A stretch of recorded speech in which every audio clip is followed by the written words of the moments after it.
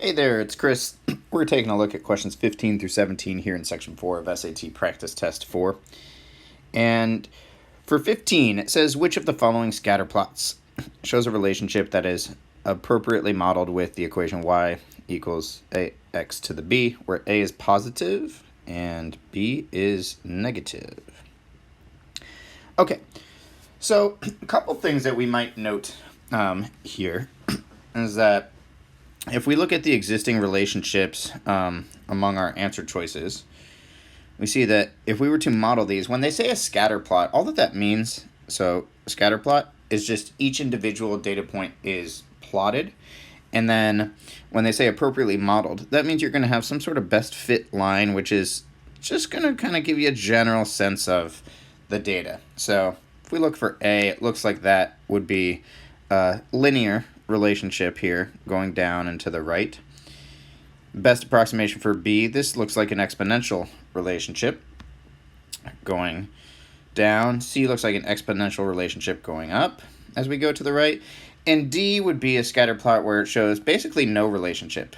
Your best approximation would be a horizontal line through the middle of that data, but that data is relatively scattered. So that's what they're talking about with that terminology. When they say scatter plot and when they say appropriately modeled, that's what we're looking at.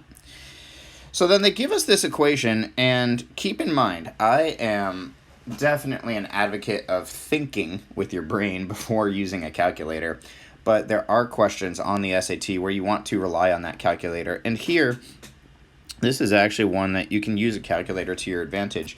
Since this is a calculator section, let's see what that would look like if we graphed out an equation for A is positive. So let's make that maybe like a 2, for example, and then B is negative. Let's try like a -3 for B or something like that.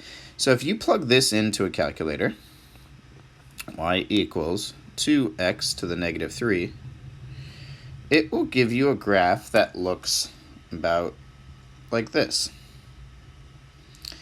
And since what we're looking at here is only the first quadrant, we're really only looking at this portion of this graph.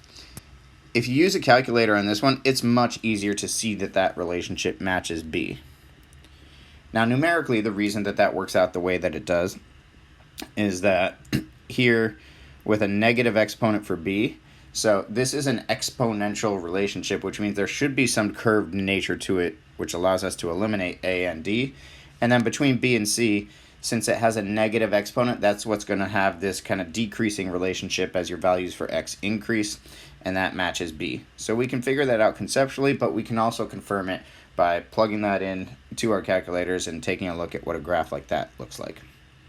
Now let's take a look at 16 and 17, which both relate to the information presented on this next page. So it says Mr. Martinson is building a concrete patio in his backyard and deciding where to buy the materials and rent the tools needed for the project. The table below shows the materials cost and daily rental costs for 3 different stores. Stores A, B, and C we see in the table here.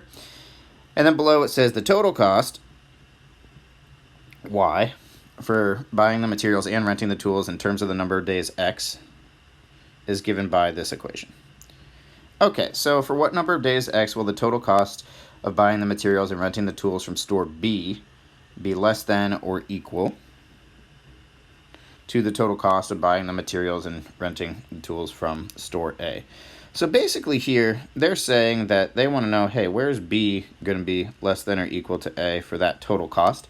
And they give us the total cost equation. So we're just going to plug in the appropriate values here for store B and then for store A and compare those and solve. And we're going to obtain one of these inequalities that we see listed in our answer choices here. So let's go ahead and get started. M, all right, so for store B here, your materials cost M is 600. All right, so this is going to be 600 plus, and then W plus K. So W for B would be 25 and K would be 80. Again, we're just pulling these values from the table. So that would be 25 plus 80 and then times X.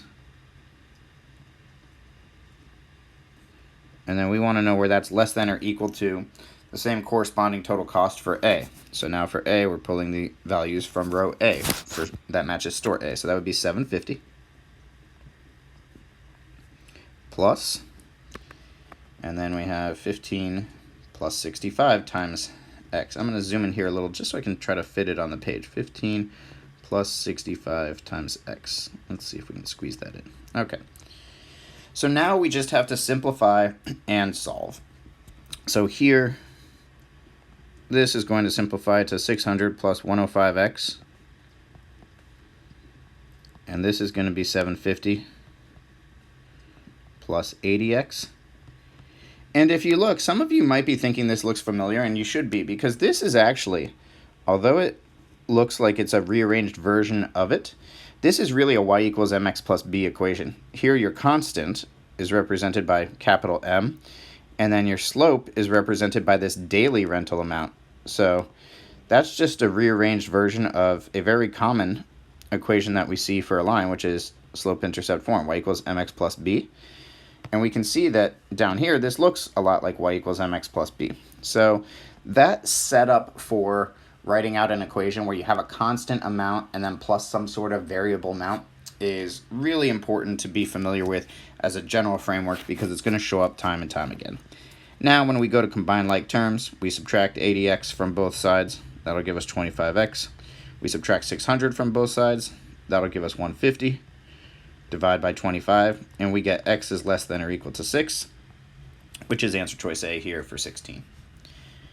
But keep in mind, we're not done yet with this information, because this is for questions 16 and 17. So we're going to move down to the next page and take a look at 17. 17 says if the relationship between the total cost y of buying the materials and renting the tools at store C and the number of days x for which the tools are rented is graphed in the xy plane, what does the slope of the line represent? And again, if we are recognizing that we do have this kind of relationship, then here our slope, right, our coefficient on our x term, which matches up with our slope here conceptually, as we already pointed out, that's going to be W plus K, which is the rental cost of the wheelbarrow and the rental cost of the concrete mixer in dollars per day. So here, W plus K, that's the total rental cost per day. So let's see what answer choice is going to match that idea. Is that the total cost of the project? Nope, just the total rental cost per day. Let's see, total cost of the materials? Nope, that's that constant value M. This was our Y value. Total daily cost of the project? No, because the daily cost doesn't talk about just the rental component. That would be everything. Here, the total daily rental cost. Hey, there's our magic word. Yep, and it is going to be answer choice D for 17. So again, this one's not a math question, it's more of a concept question. You don't have to do calculations, but in order to get this right, we do have to have a firm understanding of that y equals mx plus b relationship. And like I said, this will show up time and time again, so if there's any